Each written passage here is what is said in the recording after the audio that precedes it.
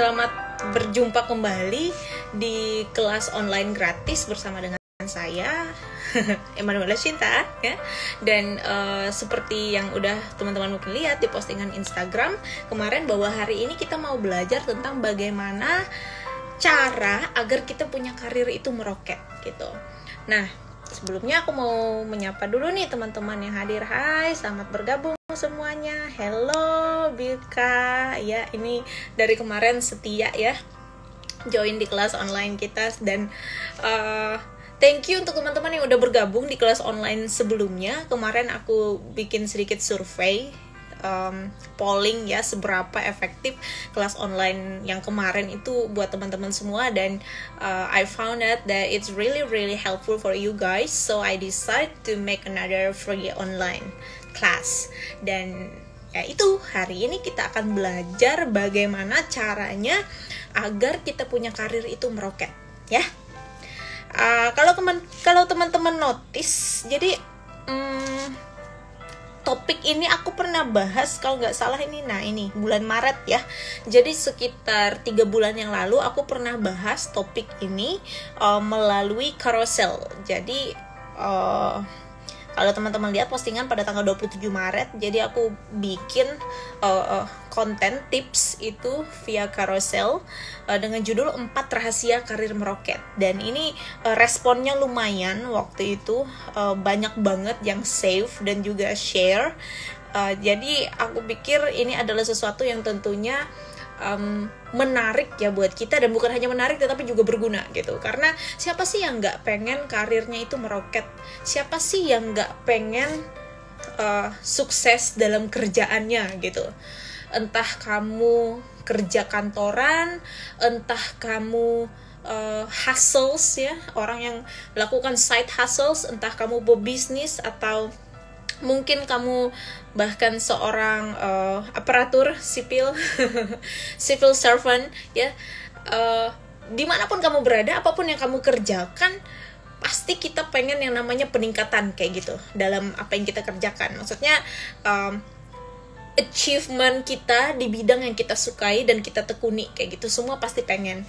Dan dari ngelihat kemarin respon teman-teman di konten yang ini, maka aku putuskan this is the first thing that I want to discuss with you guys.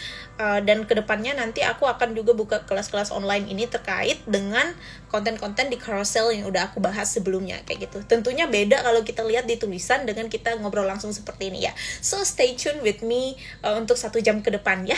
Oke, siapkan kuota Anda. So sekarang kita bicara soal karir nih ya. Kadang kita mikir, pertama problemnya anak muda khususnya ya, ketika dia fresh graduate, dia adalah orang yang baru banget lulus, maka akan mikirin, aku nih mau kemana kayak gitu, aku mau ngelakuin apa. Itu udah pasti jadi struggle para fresh graduate gitu. Beberapa orang udah punya rencana dalam hidupnya, beberapa orang udah merencanakan, mungkin nggak usah nunggu dia graduate deh, mungkin ketika dia SMP atau SMA dia udah punya bayangan nih nanti bakal mau jadi apa. Nah biasanya pada masa-masa seperti itu bukan karena si anak ini pengen, tetapi karena orang tuanya udah bilang, hey, ketika kamu graduate nanti kamu akan menjadi ini gitu ya. Jadi aku cerita pengalaman aku dulu waktu SMP, SMA kan orang tuaku guru kayak gitu, dua-duanya mama papa itu guru. Jadi kami itu kayak bahasa vulgarnya itu didoktrin kayak gitu, bahwa nanti ketika kamu lulus, ketika kalian lulus, katakanlah SMP, SMA, kemudian nanti kalian kuliah, kalian masuk FKIP gitu, Fakultas Keguruan Ilmu Pendidikan. Karena nanti ketika kalian lulus kuliah, maka kalian harus menjadi seorang guru gitu. Dan aku ingat banget waktu itu tidak ada tawar-menawar ya dari orang tua, itu cuma langsung aja gitu, kalian akan jadi guru. Itu tuh kayak udah wah, nggak ada negosiasi, nggak ada ruang negosiasi kayak gitu. Dan somehow I can understand kayak gitu sekarang ini. Dan terutama ketika beberapa tahun yang lalu kita tahu ya, fenomena untuk menjadi seorang civil servant, menjadi PNS itu kayak jadi sesuatu yang udah privilege banget kayak gitu di kalangan khususnya generasi orang tua kita. So beberapa orang udah tahu nih ketika dia lulus dia mau ngapain. Ada yang orang langsung dia ikut tes CPNS kayak gitu, dan ada yang sudah merencanakan oke, aku akan bekerja di perusahaan ini kayak gitu. Tetapi ada banyak orang juga yang dia punya passion dalam hatinya, tetapi dia tidak melihat peluang untuk bagaimana bisa pursuing the passion while you also earn money kayak gitu. Nah, ini yang aku mau bahas pertama sebelum kita bicara soal rahasia karir meroket gitu. Karena yang namanya karir ini harusnya sesuatu yang kita sukai, teman-teman. Karena karir ini beda dengan sekedar pekerjaan kayak gitu. Maksudnya official works itu beda gitu. Kalau kamu bicara karir, artinya ini adalah satu progres kehidupan gitu. Ya contoh seperti ketika kita sekolah, kita mulai dari SD kan, kemudian SMP, SMA, kemudian kita ada yang lulus kuliah gitu, udah ada yang S1 dia lanjut ke S2, dari S2 dia ke S3 kayak gitu. Jadi ada jenjang pendidikan. Nah, karir juga demikian gitu. Nggak usah lah kita pikir ini adalah sesuatu istilah yang sangat-sangat kayak apa ya, kayak fancy banget kayak gitu. Kalau dia bekerja office kayak gitu kan, jadi kayak dia bisa dibilang karir kayak gitu. Jangan salah, kamu kerja di lapangan pun itu juga karir namanya. I'm talking about your passion kayak gitu. Ketika kamu sudah selesai untuk katakanlah memenuhi ekspektasi orang tua dalam hal pendidikan, maka kamu akan punya target selanjutnya. Aku mau jadi seperti apa kayak gitu. Aku mau bekerja, menghasilkan uang, mandiri, tetapi aku juga melakukan hal yang kusukai. Dan karena kita melakukan hal yang disukai, makanya kita punya energi dan dorongan untuk semakin maju gitu. Jadi mari bicara dengan beberapa orang yang menghabiskan 5 atau 10 tahun atau mungkin 15 tahun hidupnya ngelakuin hal yang itu-itu aja gitu. It's not a bad thing kayak gitu. I'm not saying bahwa mereka buat pilihan yang salah, no. Tetapi khususnya sekarang kita di era modern yang seperti ini, ya kita harus bisa adaptable melihat peluang kayak gitu.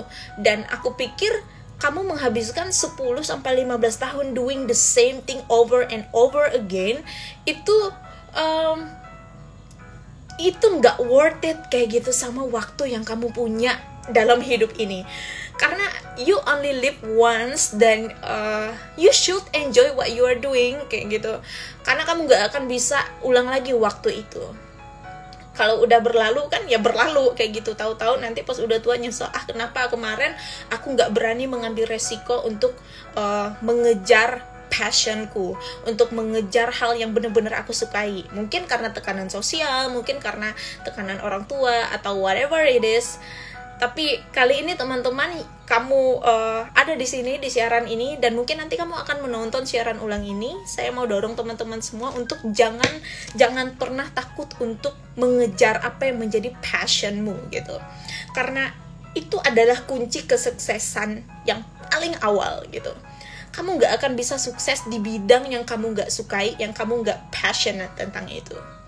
Jadi itulah pengantarnya ya.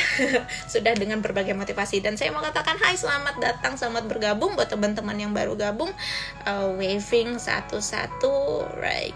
Okay. So now, let's talk about how can someone being elevated di karir yang dia pilih kayak gitu.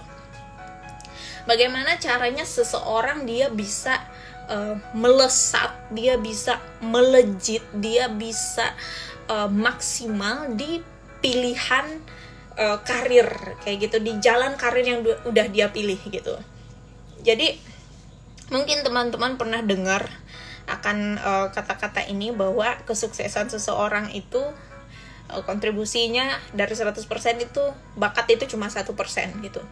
Tapi 99%-nya adalah kerja keras dan usaha dan ketekunan. Jadi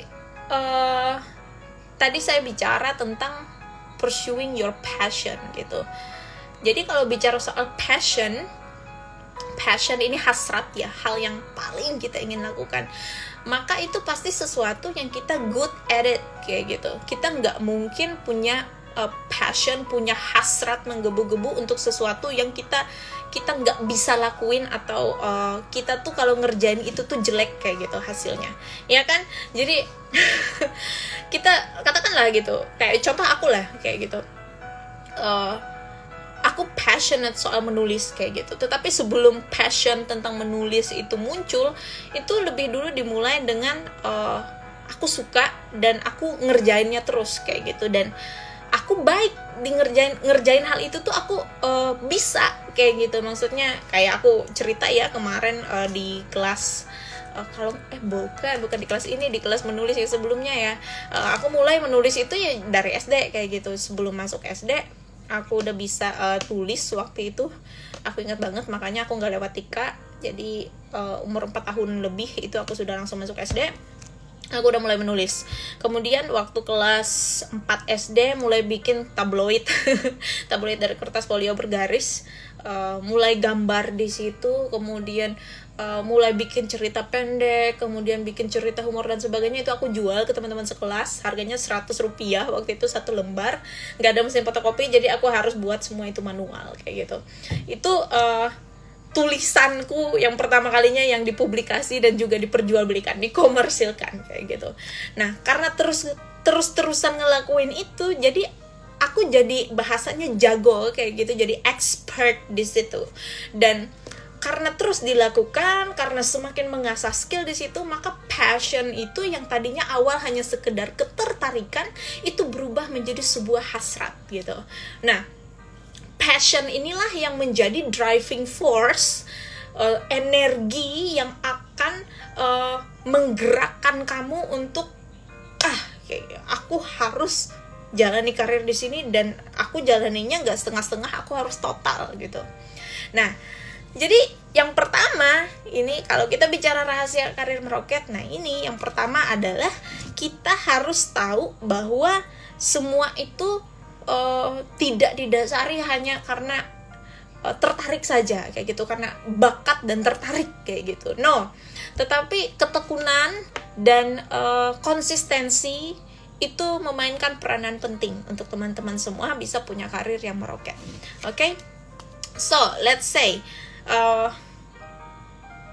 kita pasti pernah ngalamin ini di sekolah. Dia tuh pintar lah kayak gitu.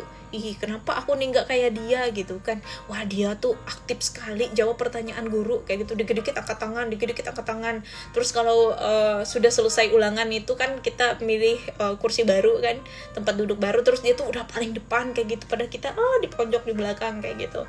Oke, mungkin kamu nggak sehebat si A, kamu nggak sepintar si B, kamu nggak selincah si C, kamu nggak sepede si D ya.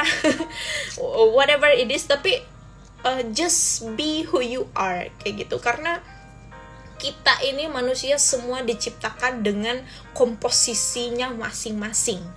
Dan aku selalu bilang, dari awal bumi diciptakan sampai nanti akhir zaman, tidak akan ada satu orang pun yang sama persis kayak kamu. You are the only one gitu. Kamu itu satu-satunya diciptakan di history dunia ini. Bahkan kayak orang kembar identik pun itu pasti nggak sama kayak gitu. That's why we should be proud of ourselves, dan kita harus berhenti membanding-bandingkan diri kita dengan orang lain gitu. Jadi be proud of who we are, dan percayalah bahwa bahan bakar nomor 1 kesuksesan itu adalah ketekunan dan kerja keras gitu. Jadi bakat itu cuma 1%. Jadi nggak apa-apa kalau dulu waktu kamu sekolah agak tengil ya. Atau sering berdiri di depan kelas karena nggak bisa menghafal perkalian, ya that's okay gitu. Itu bukan penentu kesuksesan. Nah, jadi nih aku bacain dulu nih di carousel yang aku bikin 3 bulan yang lalu ya.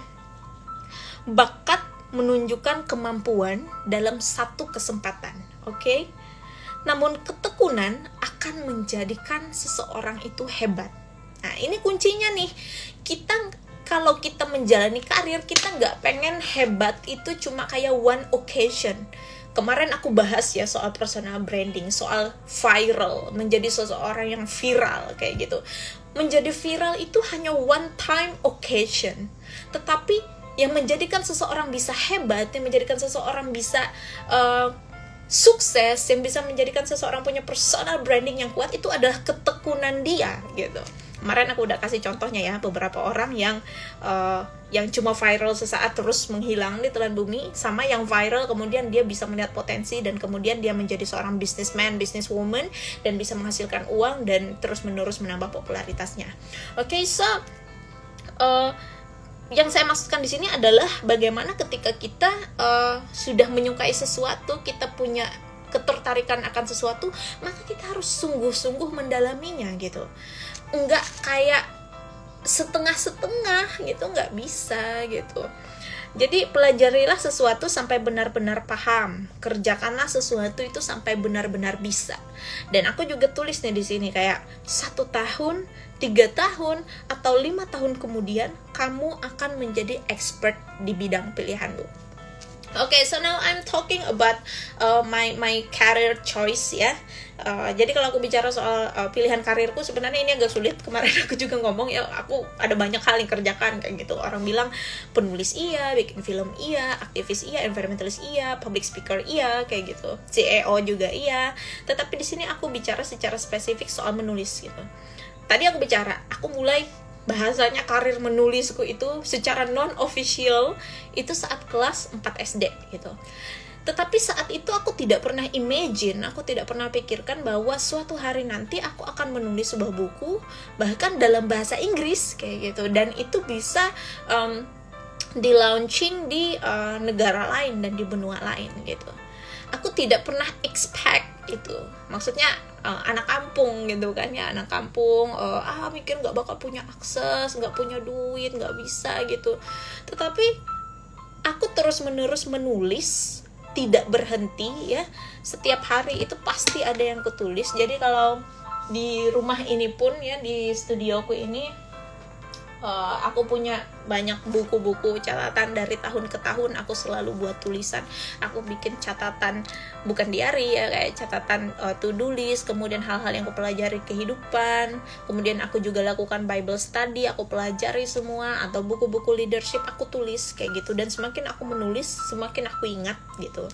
Nah jadi bayangkan tuh, itu nggak cuma 1 tahun, 2 tahun, 3 tahun ya. Bayangkan dari kelas 4 SD, mungkin saat itu umurku 8 tahun, 8 tahun sampai sekarang ya 20 tahun ya.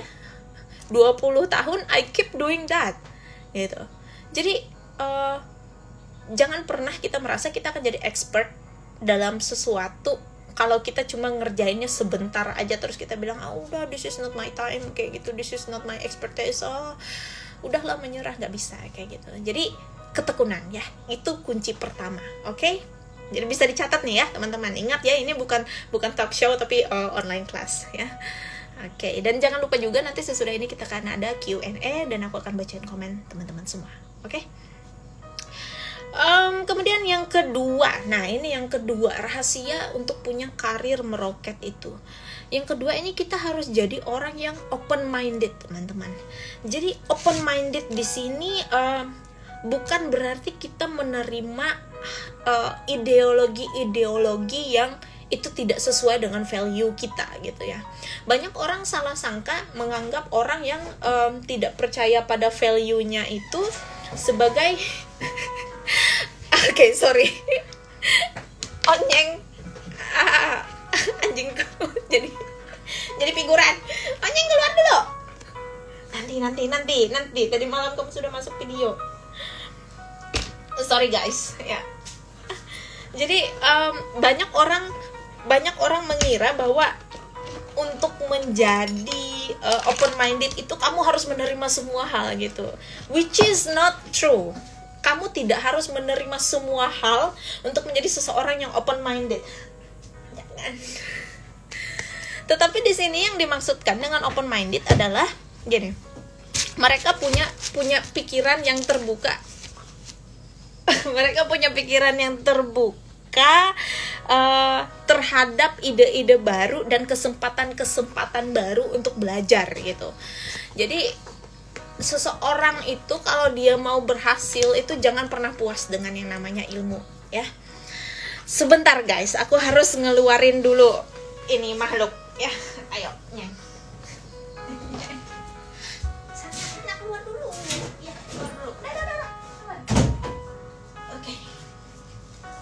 Alright. Oke, kembali ya. Jadi open minded ini artinya kita pertama selalu ingin belajar ya teman-teman, itu pasti. Jadi jangan pernah merasa bahwa oh kita ini sudah paham semua hal, sudah ngerti semua hal kayak gitu, enggak. Nah kemudian kita juga harus suka introspektif diri kayak gitu. Maksudnya kita harus suka ngeliatin diri kita, am I doing it right kayak gitu. Jadi kita harus sering-sering tanyain ke diri kita, ini bener gak sih yang aku lakuin? Ini bener gak sih pemikiranku ini? Nah ingat nih kemarin di video aku ada bicara soal blind spot ya. Jadi kita ini pasti punya blind spot, hal-hal yang kita itu gak bisa lihat tapi orang lain bisa lihat kayak gitu. Kemudian juga kita harus terbuka kepada ide-ide baru. Nah tadi aku ngomong bahwa di muka bumi ini ada banyak manusia ya, dan semua diciptakan dengan komposisinya masing-masing. Tapi di situ kita bisa sadar betul bahwa orang lain itu punya kemampuan yang kamu nggak punya kayak gitu. Jadi jangan merasa bahwa semua komposisi kesempurnaan itu ada di dirimu ya, enggak gitu. Mungkin kamu jago dalam satu hal, misalnya kamu jago di sini ya di bidang A, terus orang lain dia jago di bidang B, orang lain jago di bidang C. Nah kalau kamu ingin memperbesar kapasitasmu dan menambah kemampuanmu, maka kamu harus rela untuk belajar dan mendengarkan perspektif, ide, pemikiran dari si B ini gitu. Nah kalau kamu cuma merasa punyamu aja yang benar, nah itu kamu akan jadi kecil gitu, kamu nggak akan bisa untuk berkembang gitu ya. Jadi be open minded ya. Aku akan bacain nih dari yang aku tulis di Carousel kemarin ya. Dalam meniti karir, kamu perlu beradaptasi dengan perubahan, tantangan, dan peluang-peluang baru. Bukalah ruang diskusi, dengarkan perspektif yang berbeda, maka kamu akan semakin diperkaya dengan pengetahuan dan pengalaman baru.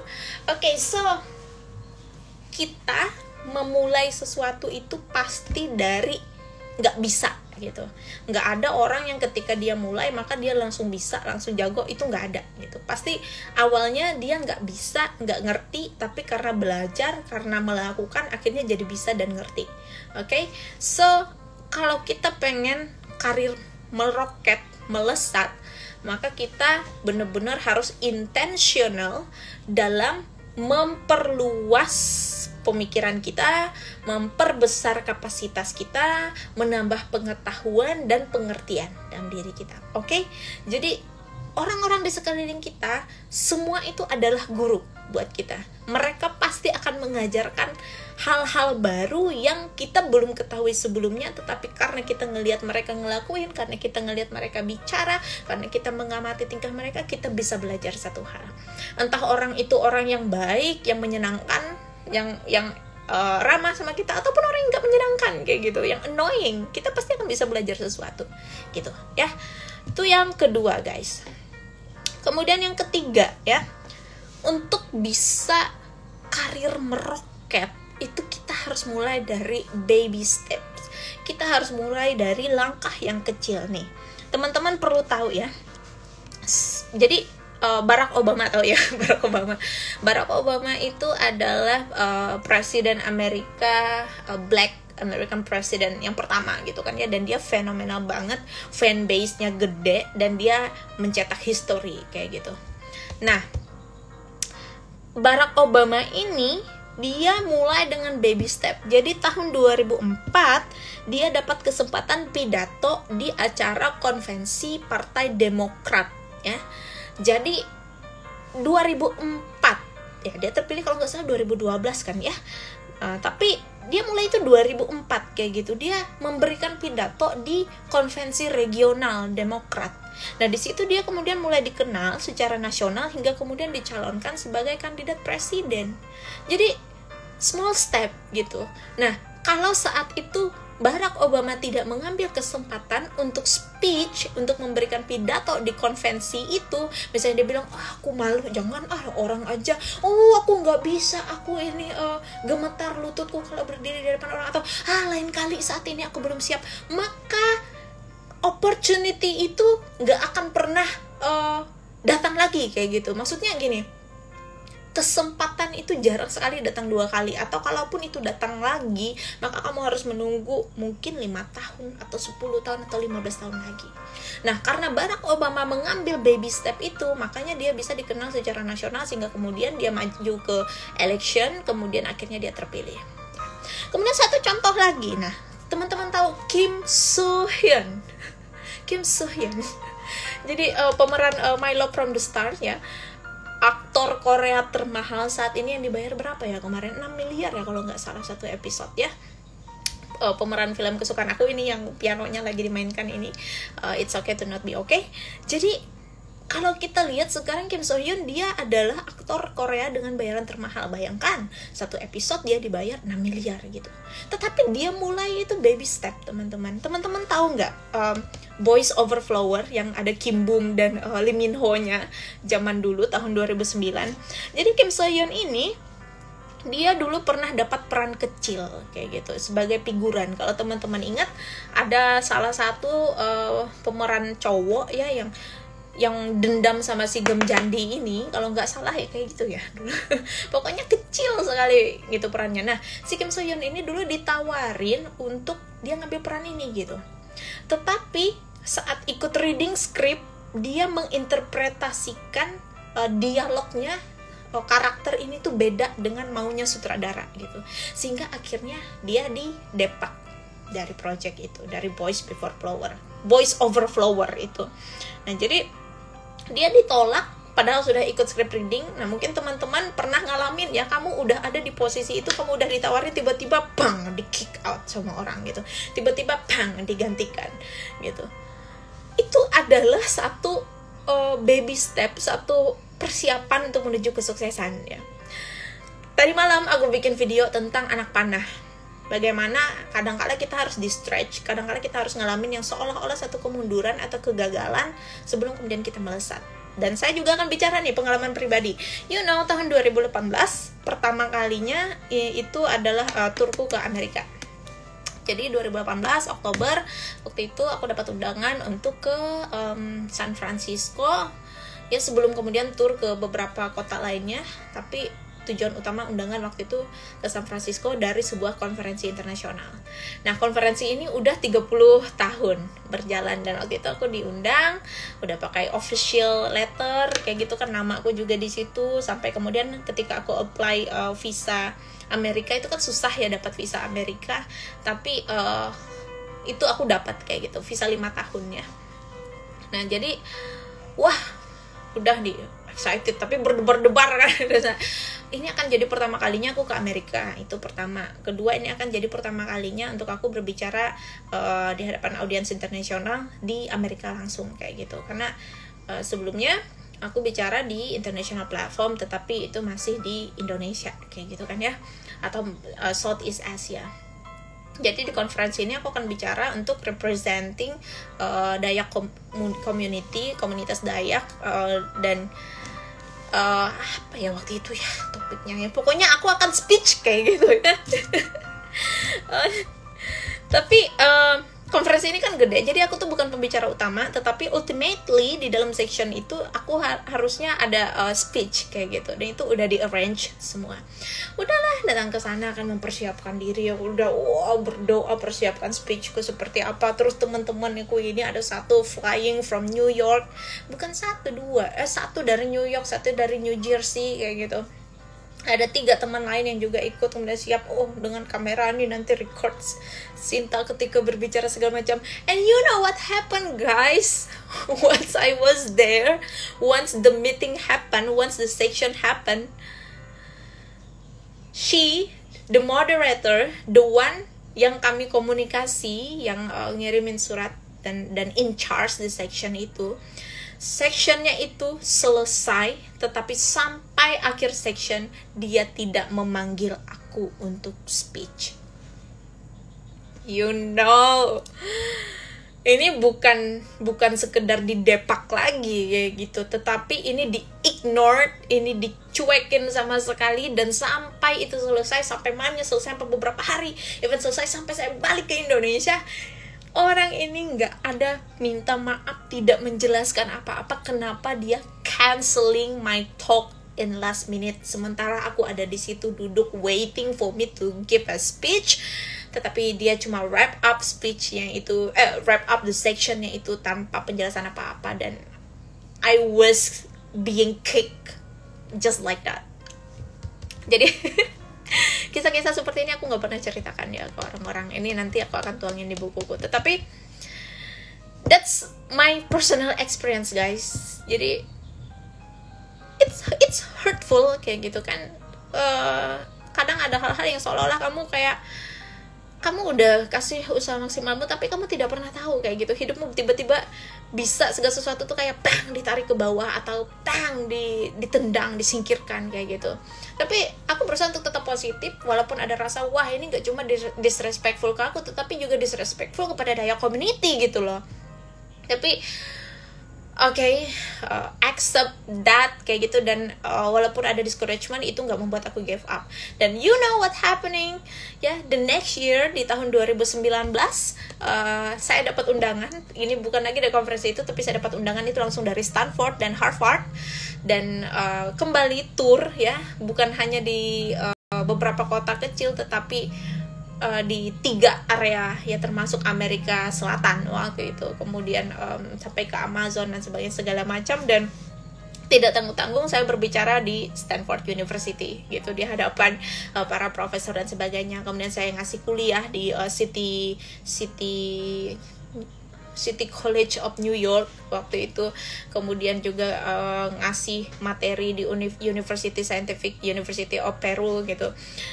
Jadi you never know, guys, gitu. Yang terpenting adalah kamu jangan menganggap satu kegagalan atau satu situasi yang seolah-olah buruk dan gagal itu sebagai akhir dari segalanya. Sometimes you need to start with a very very baby steps, ya gitu. Jadi ya, itu pengalaman pribadi saya ya. Itu rahasianya yang ketiga ya, mulai dari langkah kecil. Jadi kalau sekarang belum ada yang mengenal namamu, mungkin belum ada yang mengenal nama Mas Denny P. Jinu gitu, atau belum ada yang mengenal nama Bro Markus Sentoro, mungkin baru sekeliling aja yang kenal, atau mungkin di Indonesia belum kenal, apalagi di luar negeri. Jangan berkecil hati, jangan berkecil hati, oke? Ya. Aduh, jadi agak sedikit mellow kita. Oke, itu yang ketiga. Lanjut sekarang ke yang keempat, oke? Rahasia karir meroket yang keempat. Terapkan filosofi berlian. Oke, aku minum dulu sebelum aku lanjut. Oke. Jadi aku bacain dulu nih ya. Yang aku tulis di carousel waktu itu, filosofi berlian kayak gini. Berlian atau diamond dari bahasa Yunani adalah adamas ya, yang artinya tidak terkalahkan, unbeatable. Tidak terkalahkan, sesuai dengan karakteristiknya sebagai batu terkeras di bumi. Nah, itu dalam bahasa Yunani ya, adamas. Nah, dalam bahasa Latin berlian juga disebut dengan adamare. Tulisannya aku nggak tahu nih bacanya kayak gimana, tapi tulisannya adamare. Agak mirip bahasa Manyan ya. Artinya adalah mencintai dengan sepenuh hati. Nah, jadi filosofi berlian ini ada 2 nih value-nya ya, nilainya ya. Pertama tadi tidak terkalahkan, kedua mencintai dengan sepenuh hati. Nah, jadi kalau kita menjadi kuat ya, mau menjadi kuat seperti berlian, maka kita juga harus kuat dalam prosesnya gitu. Jangan buru-buru mau resign, jangan buru-buru mau pindah jalur, jangan buru-buru belum setahun kerja di satu tempat atau menekuni karir tertentu sudah bilang aku resign, ini gak sesuai kayak gitu.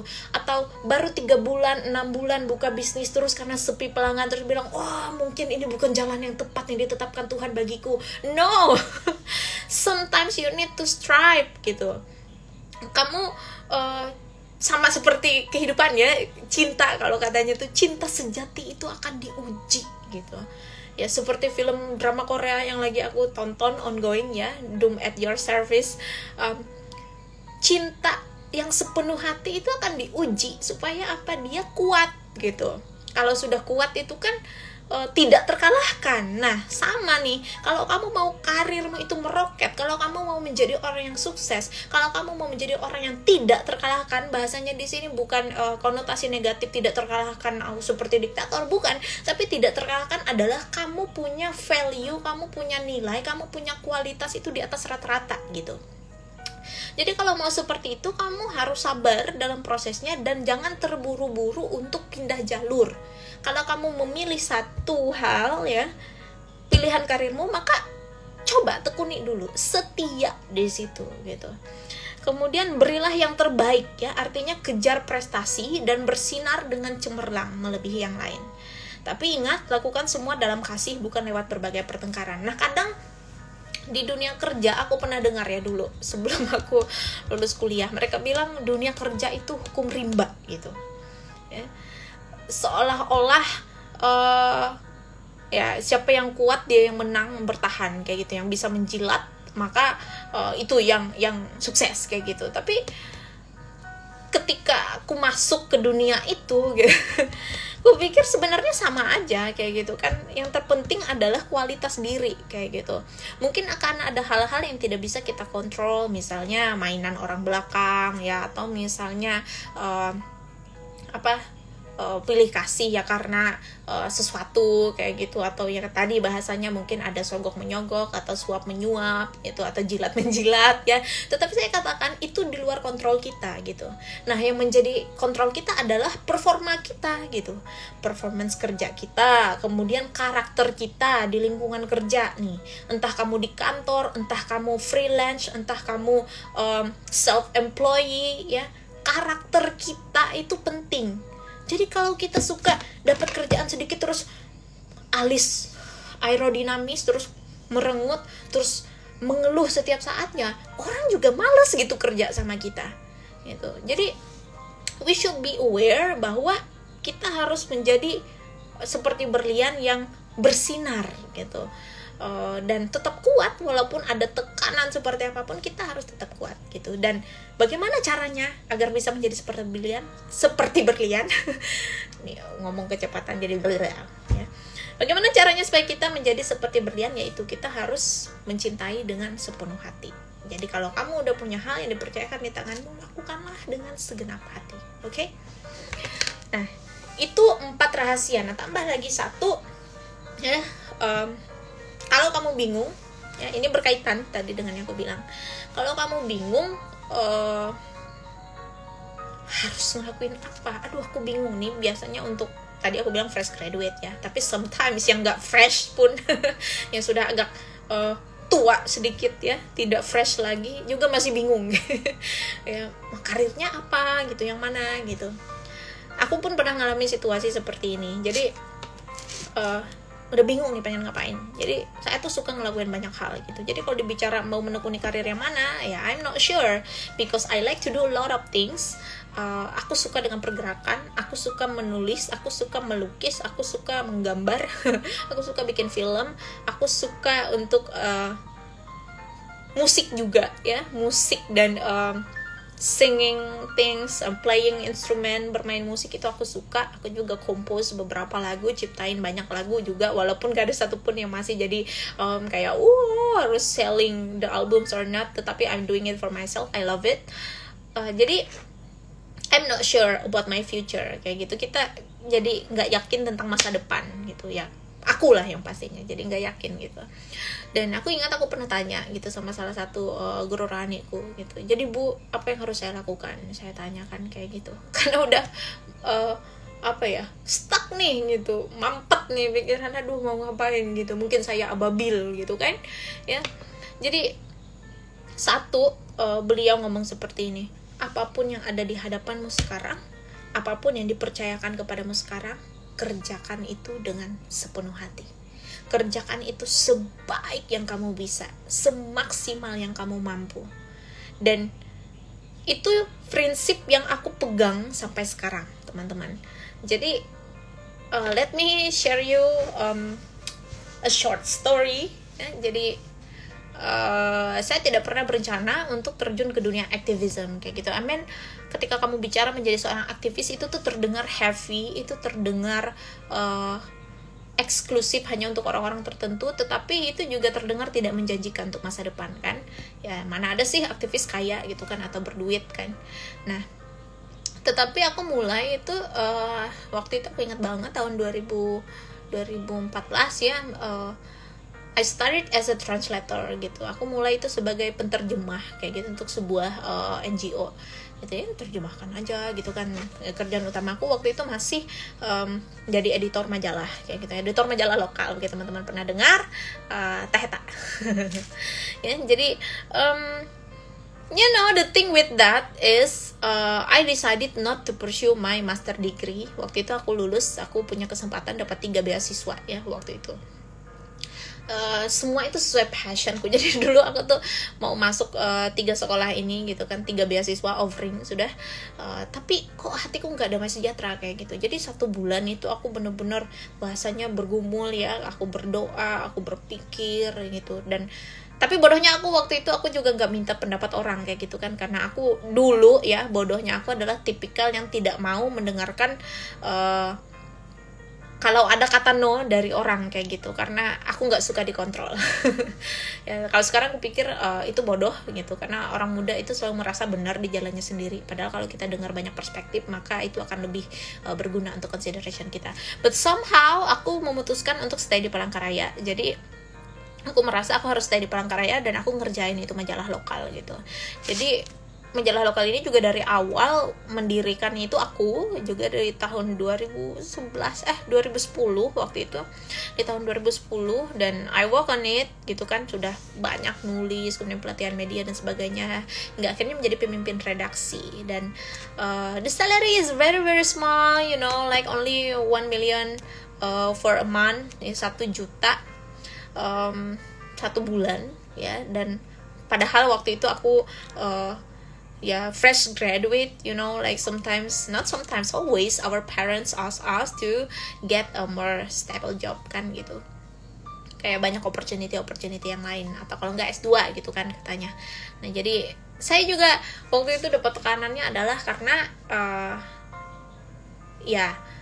orang tua saya lihat kayak gitu, saya lulusan terbaik dari kampus gitu kan, IPK tertinggi, tetapi aku memilih untuk stay di Palangkaraya dan bekerja untuk gaji cuma 1 juta sebulan gitu.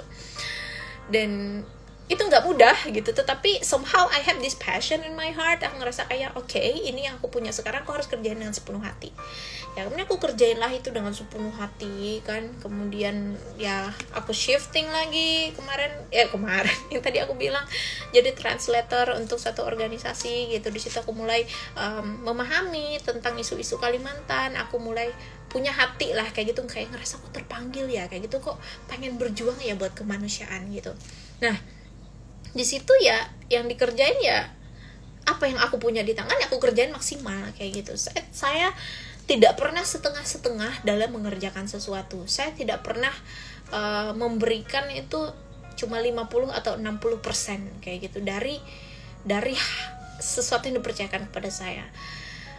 Saya punya prinsip, saya harus memberikan yang terbaik kayak gitu ya, seperti untuk Tuhan, bukan untuk manusia ya. Tuhan layak dapat usaha terbaik kita gitu. Jadi I give my best lah seperti itu. Dan akhirnya ya dengan prosesnya seperti itu, 2014 kita bangun komunitas Runaway Loom, kemudian 2015 ya, kemudian 2016 akhirnya official sebagai yayasan. Dan bukan hanya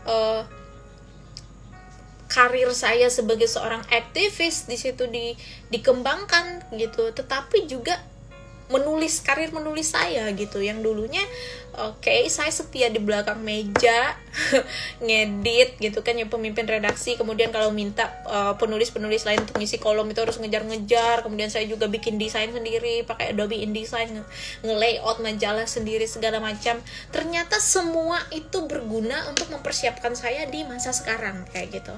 Yang tadi saya bilang I can write the book kayak gitu, dan bisa dipublish, di launch di negara-negara lain. Kemudian saya bisa untuk dirikan satu gerakan sendiri gitu kan, yang kita bisa reach out ke international, bisa berbicara di sana sini gitu, yang padanya awalnya saya adalah orang yang selalu demam panggung gitu. So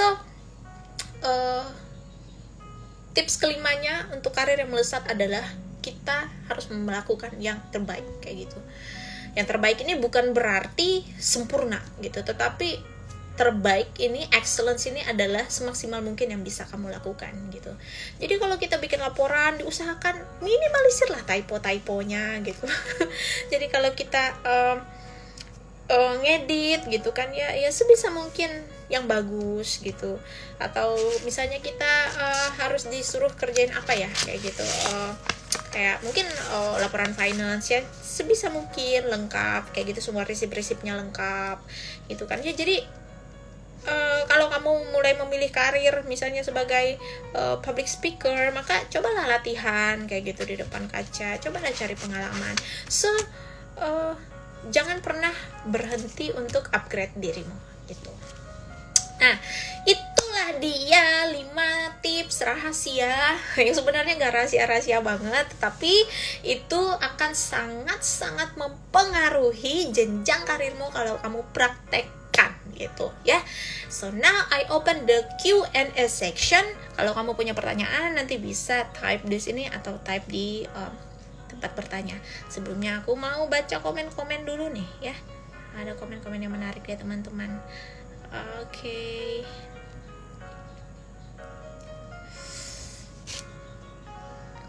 Mana ya tadi? Oh ya, kapan-kapan main ke bar tim, kapan-kapan ya, lama gak ke bar tim semasa covid 2018 kalau nggak salah terakhir. Nyai undang, iya.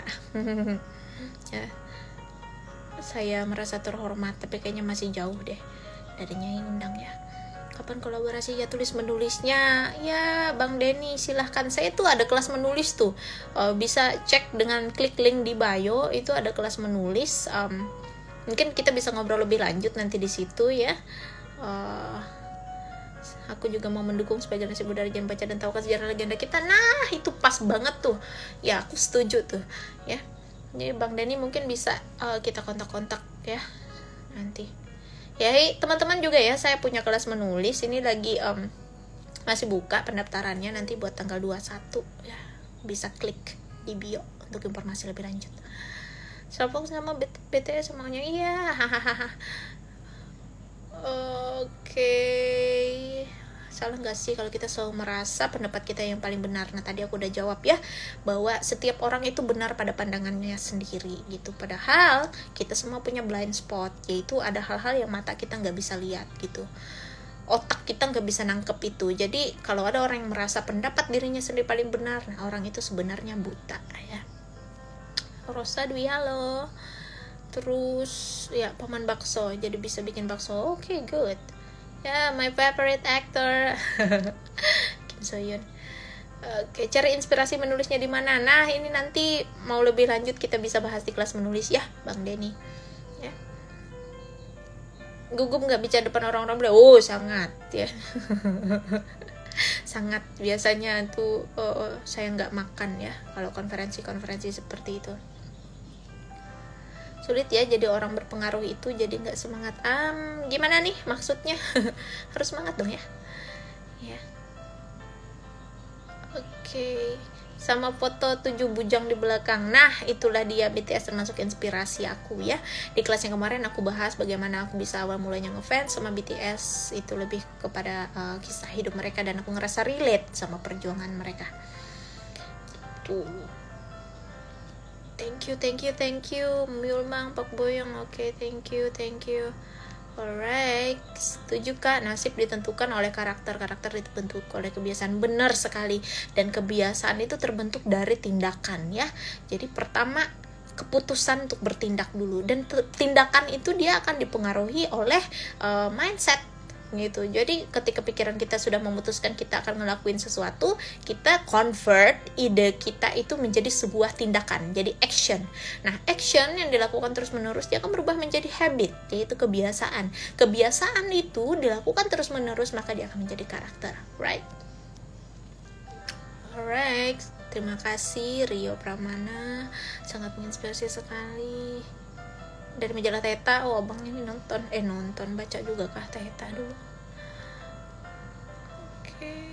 News featureku, oh nulis juga ya, menarik nih bahas soal feature ya. Alright, ada satu pertanyaan di sini. Nah, Benar nggak sih Kak, makin gede mimpi kita, makin gede juga resiko yang bakal kita hadapi? Dari Lewi Lee. Oke. Makin gede mimpi kita, makin gede juga resiko yang bakal kita hadapi. Nah, jadi kita kasih contoh gini nih ya. Bisnis deh ya. Bisnis. Jadi kalau kita mau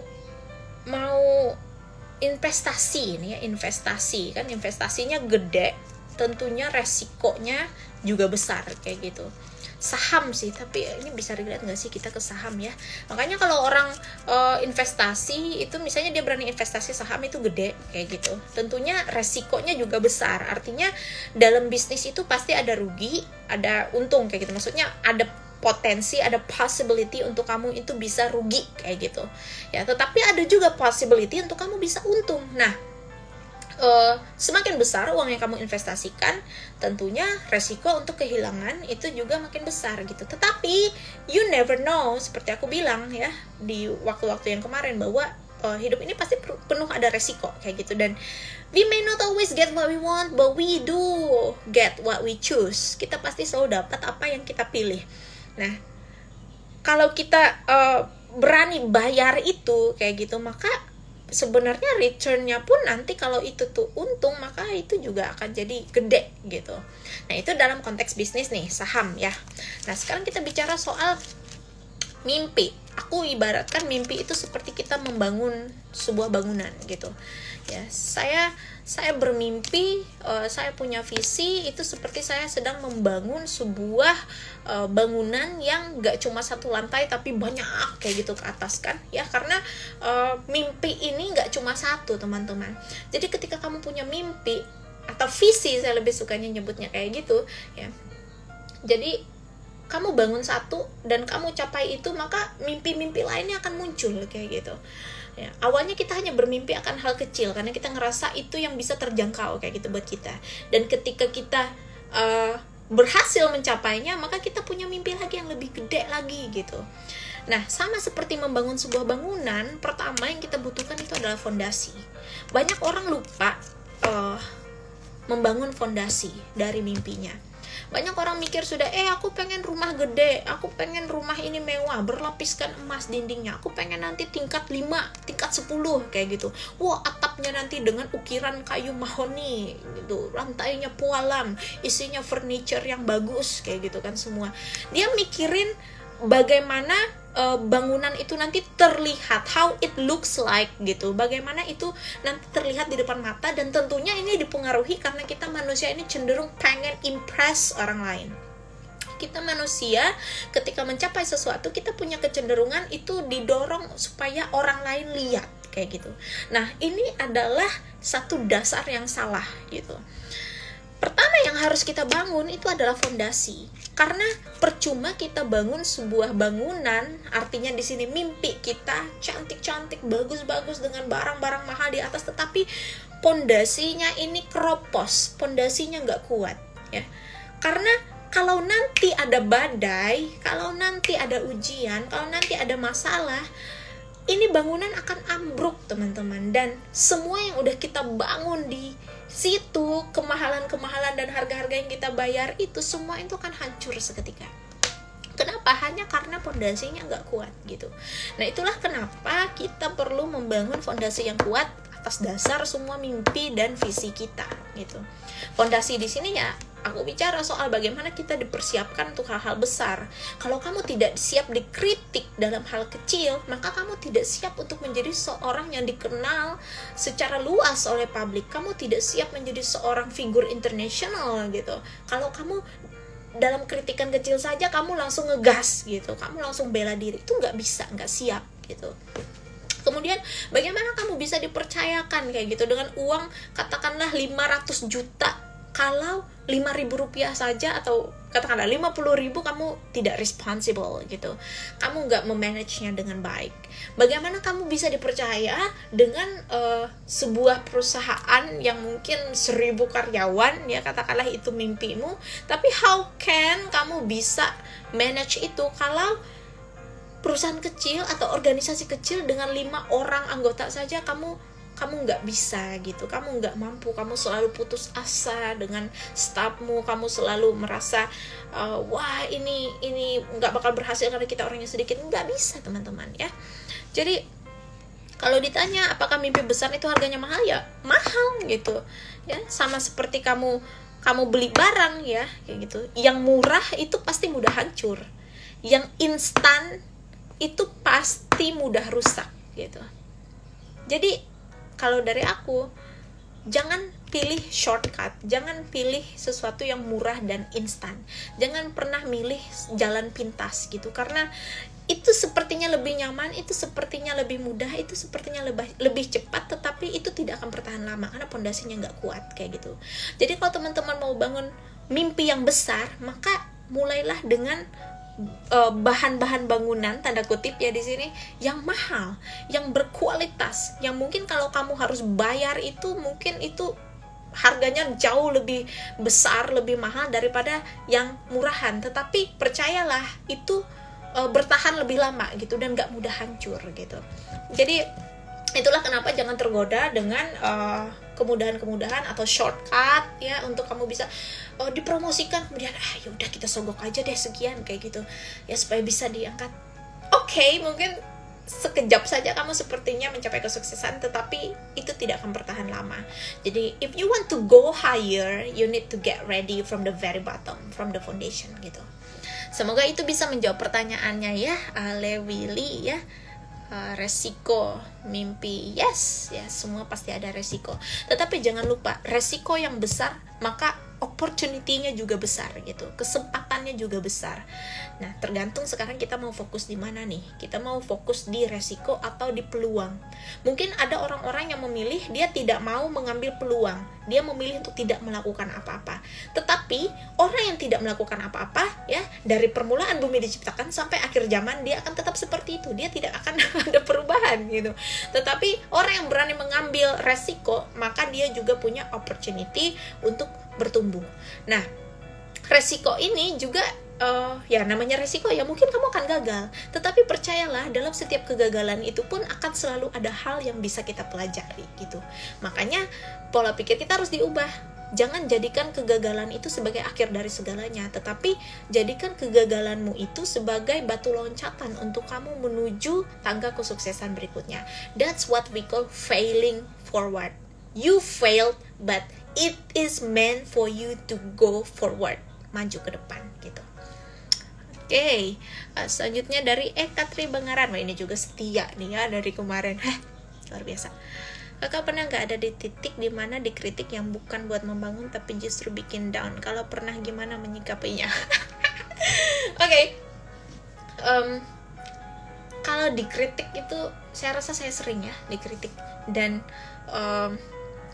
satu hal tentang kritikan ya, ada John C. Maxwell, dia bilang seperti ini: jangan pernah takut dengan kritikan, karena itu berarti kamu sedang berada jauh di hadapan orang lain kayak gitu. Ya contohnya dalam satu perlombaan lari gitu, atau balap lah atau apapun ya. Ini katakanlah pesertanya ada 50 kayak gitu di lintasan masing-masing. Kemudian ada 4 orang teratas kayak gitu. Yang disorot kamera itu dan yang dikomentarin sama komentatornya pasti cuma orang-orang yang ada di garis terdepan. Ya katakanlah 4 orang ini, wah nomor urut sekian 43, dia sedang berusaha untuk menyalip si nomor urut 2 gitu kan. Maka kita lihat di sini Valentino Rossi, dia sedang berusaha untuk menyalip siapa itu siapa sih kemarin yang musuh Valentino Rossi, aku nggak ngikutin MotoGP ya, pokoknya pastinya dikomentarin kayak gitu loh. Kemudian wah dia kehilangan keseimbangan di tikungan itu, dia berhasil disalip oleh si ini bla bla bla bla bla. Okay, so nowadays when people talk a lot about you, when people criticize you, when people attack you even, nah itu Mark Marquez. So when people talk about you, it means you are out in front of others gitu. Artinya kamu jauh ada di depan orang lain. Nah ini orang-orang yang di belakang, orang yang tertinggal di belakang ini, no one will care gitu. So that's why if you want to avoid the criticism, kalau kamu mau menghindari sebuah kritik, maka ada satu cara paling mudah. Jadilah nobody. Jadilah seseorang yang bukan siapa-siapa gitu. Just be nobody and no one will criticize you. Tetapi kalau kamu ingin menjadi somebody, you have to get ready with criticism, okay? Nah, kemudian dalam konteks leadership juga, seseorang yang sebagai leader kayak gitu, dia pasti akan dikritik gitu. Tetapi kritik ini kan ada tuh caranya untuk kita membedakan apakah kritik ini membangun atau menghancurkan gitu. Nah, ini aku akan share dalam kelas-kelas berikutnya nih ya. Nah, tentang bagaimana kita deal dengan criticism dan bagaimana kita bisa menjudge, menilai setiap kritik, dan kita bisa mengamati, oh ini orang ini harus aku dengerin atau enggak. Itu ada caranya tersendiri ya. Tetapi kalau ditanya apakah saya pernah menerima kritik yang membuat saya down? Pernah. Itu kayaknya waktu umurku 19 tahun gitu. Tetapi kalau aku bilang ini karena kebodohanku sendiri kayak gitu. Jadi aku ngerasa udah maksimal, aku ngerasa udah mencurahkan hati, pikiran, jiwa, raga aku, tetapi dikritik di situ. Nah, kalau saya pikir sekarang kritik waktu itu adalah kritik kasih gitu kan, kritik membangun. Hanya waktu itu saya tidak siap dengan itu, saya merasa sudah memberikan semua hal, tetapi kok kayak gini gitu kan. Saya tidak protes, saya tidak balas, saya tidak marah, tetapi saya seperti ditembak basoka.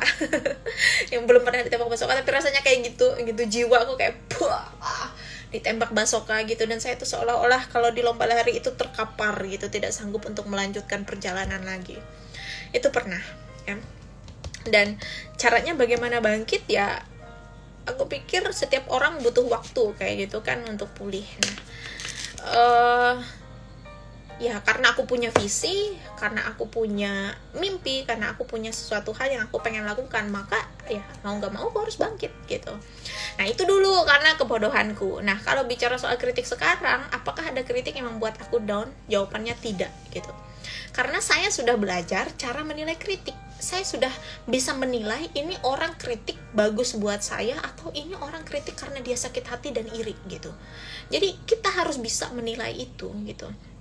Nah, ada juga orang yang attack saya ya, datang ke page sosmed gitu, wah komennya lagi di bawah foto keluarga saya kayak gitu ya, marah sih ini orang, wah kayak gitu. Tapi saya belajar untuk saya belajar untuk tidak sakit hati. Jadi saya bersyukurnya gitu, saya dulu sama mentor saya bilang, Sinta kamu sombong kayak gitu. Jadi saya punya tekad, saya harus rendah hati. Nah, cara untuk saya rendah hati itu seperti apa? Ya biarkanlah orang mengkritik, biarkanlah orang menyerang saya tidak boleh sakit hati, dan saya tidak boleh balas dendam gitu. Ya, jadi itu prinsip saya. Nah, karena saya tahu apa yang saya mau lakukan dan saya tahu saya benar. Ya, saya tahu saya benar itu dalam artian bukan semua yang saya lakukan benar, tetapi saya tahu motivasi hati saya. Jadi ketika orang ngejudge motivasi saya itu nggak ngaruh gitu. Tapi saya akan tetap ambil proses itu sebagai ujian untuk saya rendah hati gitu, dan saya meminta maaf sama orang itu, bilang maaf kayak gitu. Jadi meminta maaf itu tidak akan buat kamu kalah, teman-teman ya. Jadi itu jawabannya, semoga terjawab gitu. Kadang ada orang-orang yang taking it personally kayak gitu, karena dikritik dia ngambil personal kayak gitu, kemudian sakit hati. Jangan kayak gitu teman-teman, karena kamu harus fokus kepada apa yang ingin kamu capai daripada ngedengerin noise ya. Aku bicara soal noise, bisa lihat postinganku kayaknya 2 hari atau 3 hari yang lalu, aku bilang ada noise dalam kehidupan ini yang kita harus abaikan, yang kita harus delete, yang kita harus reduce. Karena kalau kita kebanyakan dengerin noise, maka kita nggak bisa fokus pada suara utama yang penting. Nah, satu catatan juga buat teman-teman adalah jangan anti kritik gitu, dan malah sebisa mungkin kamu cari feedback kayak gitu. Saya sih lebih suka untuk feedback ya, dan biasanya orang yang berani ngasih feedback ke kita itu adalah orang-orang terdekat sama kita. Jadi harus humble di situ ya. Nah, nanti ada kelasnya tersendiri nih soal ngadapin criticism. Jangan balas dendam ya. Itu penting, karena banyak orang tuh pengen balas dendam ya. Dia kritik aku juga kritik dia kayak gitu.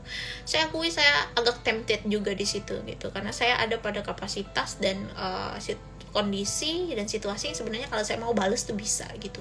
Tapi saya pikir ujian kita di situ ya, fondasi kita. Kalau kritik segitu aja kita meradang gitu kan, haredang, maka kita tidak siap dengan kritik yang lebih besar. Artinya kita tidak siap menjadi orang yang sukses, dan kasihan gitu kan, nggak siap gitu. Oke, ada pertanyaan lagi enggak? Oh, we still have like about 10 minutes. Ya, dan selamat datang yang baru bergabung. Aku lapar tiba-tiba. Let me drink my coffee, iced coffee first.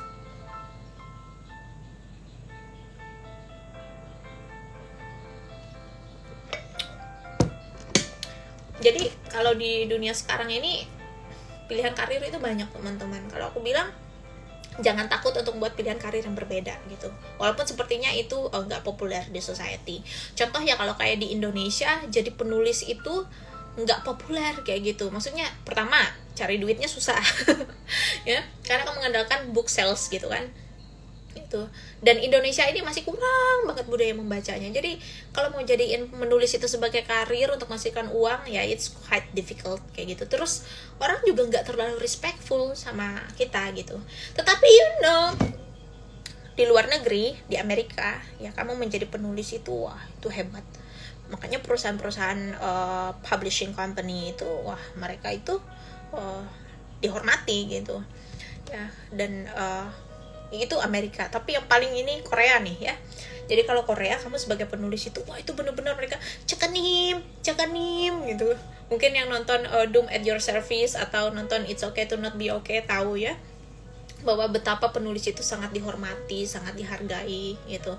Nah, jadi untuk teman-teman semua saya dorong tujuan kamu kayak gitu. Kalau memang kamu ingin menjadi penulis dan tujuanmu untuk making money sementara kamu hidup di Indonesia, maka it's not quite the right choice kayak gitu. Tetapi kalau tujuanmu bukan making money atau kamu punya sasaranmu international market, nah boleh tuh ya. Jadi sambil disesuaikan juga ya. Oke. Jadi kritik ada baiknya juga Kak, soalnya kalau kritik nggak ada solusi, nggak ada bedanya sama basa-basi ya. Jadi ya tadi aku udah ngomong soal kritik ya. Feedback. Jadi kritik membangun, kritik menghancurkan, itu kita harus bisa bedakan. Dan tidak ada feedback positif atau negatif. Feedback is feedback ya, tergantung kita bagaimana menggunakannya untuk kebaikan kita. Nah, baik ya, 8 siang rapuan kadang rukarengnya ini kak bujur tuh. Oke, dari Elzer, bagi tips dong kak biar percaya ngomong Inggris di depan orang. Oh, oke. So, gue pikir ini akan ada kelas khusus untuk ini, tetapi sebenarnya ngomong bahasa Inggris atau ngomong bahasa Indonesia tuh sama. Untuk percaya diri, aku akan bilang practice gitu. Itu make difference. Tadi aku bicara poin nomor 1 kan ya, ketekunan. Jadi kalau kamu suka akan sesuatu, keep practicing sampai kamu jadi expert di situ. Dalam bahasa Inggris juga demikian ya. Saya ini dulu juga nggak pintar-pintar sekali dalam speaking, apalagi listening ya. Apalagi kalau ngedengerin native speaker itu nggak paham, kayak kumur-kumur gitu. Nah, bahkan transkrip saya itu waktu lulus di listening 1 sama listening 3 itu aku dapat C. Ya, jadi mungkin kalau orang-orang dengar sekarang nggak percaya gitu ya. Dan aku nggak niat untuk request waktu itu, jadi aku biarin aja ada 2 C di transkrip nilaiku, listening 1 dan listening 3 gitu. Dan kalau mau speaking itu saya selalu sakit perut, padahal cuma 1 kalimat doang ya. Aku ingat waktu itu masuk kampus bahasa Inggris hari pertama, hari Senin, dosennya ngomong bahasa Inggris dari pertama masuk sampai keluar. Terus ada teman-teman yang cerdas gitu kan, mereka dari jurusan bahasa, oh iya gitu. Dosen yang ngelawak, mereka hahaha ketawa gitu. Sementara saya di belakang, ini ngomong apa gitu. Aduh, saya salah masuk jurusan deh kayaknya ya. Tapi tadi ya, practice makes difference ya. Dan ketika kita memang punya niat, pasti ada jalan ya. Nah, dalam case aku, bukan bahasa Inggrisnya yang aku kejar, tetapi visi aku untuk membawa suara Dayak ke international. Dan by the time itu semakin terasa gitu. Pengalaman pertama aku ngomong di hadapan international audience dalam full bahasa Inggris itu tahun 2016. Jadi baru banget itu, 5 tahun yang lalu guys. Itu di Green School waktu itu. Saya jadi pembicara kelulusan Green School. Tapi itu yang kedua, yang pertamanya Januarinya waktu itu di assembly mereka hari Jumat, jadi ngasih speech 3 menit kayak gitu kan. Tapi 15 menit saya harus ngomong bahasa Inggris itu di acara kelulusan Green School yang di Bali itu, sekolah internasional itu, saya jadi pembicara utamanya. Dan oh my gosh, ya itu my first experience. Kalau aku ingat juga waktu itu kayaknya dari 100% itu cuma 80% keluarnya, karena ya gugup ya, pengalaman pertama gitu. Tetapi ya nggak apa-apa, itu baby step gitu. Nah kalau sekarang, makanya kalau orang dengar aku sekarang ngomong itu mereka bilang, kok kamu belajar bahasa Inggris, jangan-jangan kamu tinggal di luar negeri. Enggak gitu. Terus mereka bilang, masa kamu di Indonesia? Mereka pikir aku American atau ya American ya gitu, karena katanya kalau ngomong itu nggak terdengar seperti Southeast Asia gitu. But ya, keep practicing. Jadi itu untuk Elzer ya. Nanti kalau ada kelas untuk public speaking nih, ya kamu mau ikut nggak? Jadi saat ini aku ada 2 kelas guys yang aku buka. Jadi pertama itu adalah kelas menulis, kemudian yang kedua adalah kelas personal branding. Jadi kelas menulis ini khusus untuk teman-teman yang mau explore bagaimana cara menjadi penulis yang berdampak. Jadi bukan cuma penulis yang bisa menulis, tapi bisa berdampak ya, menjamah hati dan pikiran orang. Kemudian yang kedua adalah kelas personal branding. Jadi ini bagaimana caranya untuk kamu memaksimalkan dirimu sehingga itu bisa membuat bisnismu atau whatever itu, jenjang karirmu itu berkembang ya. Bisa cek di link di bio aku. Nah nanti rencananya aku bikin kelas untuk bagaimana menjadi seorang public speaker gitu. Tapi ya I'm still looking at it, karena aku senang banget sekarang untuk bisa buka kelas online ya. Ini ada mimpi dari tahun lalu, tetapi sulit sekali karena tahun-tahun sebelumnya I keep traveling dan there is a lot of works. Jadi sekarang sejak tahun lalu ya, semasa COVID di rumah aja gitu, jadi aku sekarang punya banyak waktu lah, tapi sebenarnya juga sibuk juga kayak gitu ya.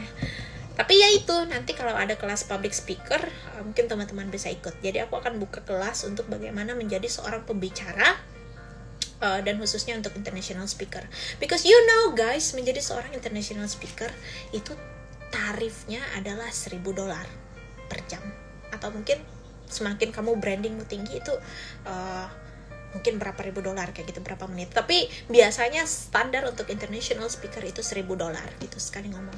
So that's quite good money, right? Kasih ya kak, soalnya biasa practice English sering dibilang pamer. Wah, Elzer itu adalah tantangannya ya untuk di Indonesia. Tetapi kamu bisa practice English itu di circle yang tepat. Jangan juga ya di pasar ngomong bahasa Inggris, di kampung ngomong bahasa Inggris ya, itu kurang pas ya. Jadi carilah circle yang tepat di mana kamu bisa belajar bahasa Inggris. Alright, ada lagi pertanyaan teman-teman? Hai buat yang baru bergabung. Oh my gosh, I'm so hungry. Lapar sekali.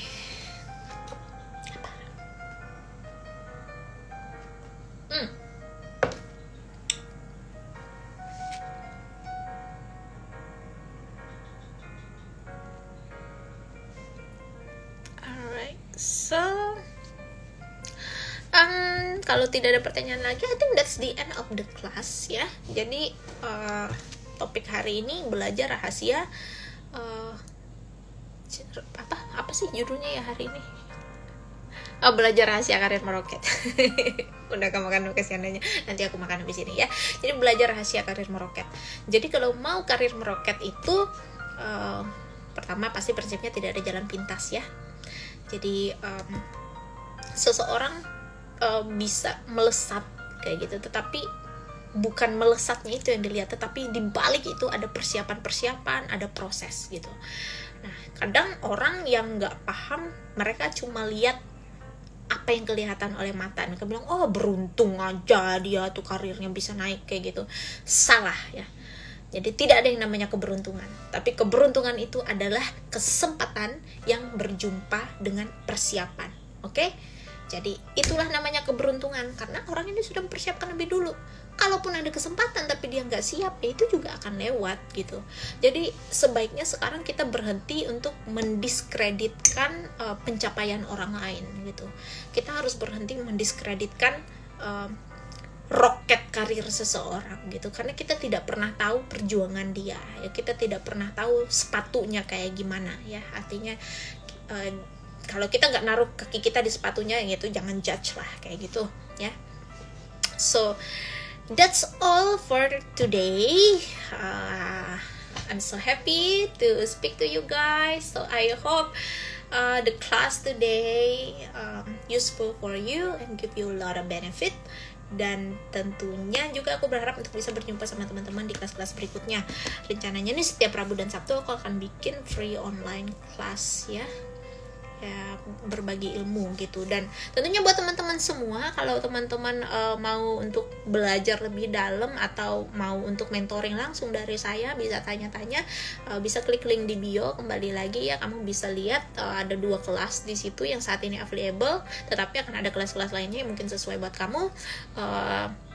You can just sign up, register di situ. Nanti kita akan ada 120 menit online meeting, dan bukan hanya online meeting saat itu saja, tetapi kamu bisa dapat akses langsung ya ke materinya, dan juga of course you got the chance to ask me directly, to be in touch with me directly gitu. Nah, ini aku juga sedang nge-branding diri ya, karena I miss traveling. Aku tuh kangen banget sudah traveling ke sana kemari, tapi ya situasi COVID ini, walaupun bisa sebenarnya pakai surat-surat, tetapi I don't want to take a risk kayak gitu.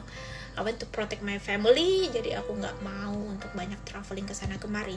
Nah, sekarang kita working from home aja kayak gitu.